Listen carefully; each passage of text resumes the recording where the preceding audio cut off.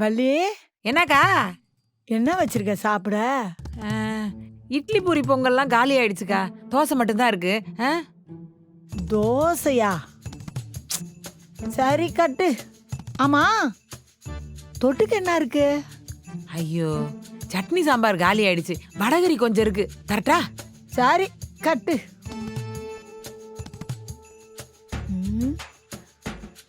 முருகலா சுடல போல இருக்க.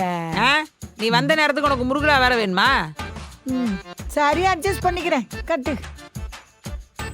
இந்தாக்கா சாப்பிடு. சரி, நல்ல வேலை காசு கேட்கல. ஏ கலாக்கா, தோசையை வாங்கிட்டு காசு கொடுக்காம போயிட்டு இருக்க. பாரேன், நான் சொல்ல வந்த விஷயத்தையே மறந்துட்டேன்ப்பா. என்னக்கா?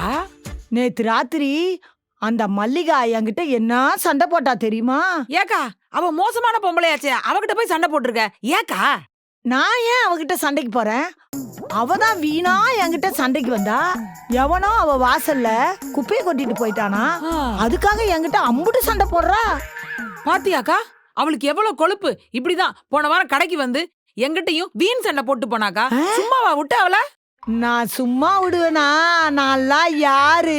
அப்படி கிழிச்சிட்டல. அதான பார்த்தேன். கலாக்காவா கொக்கா?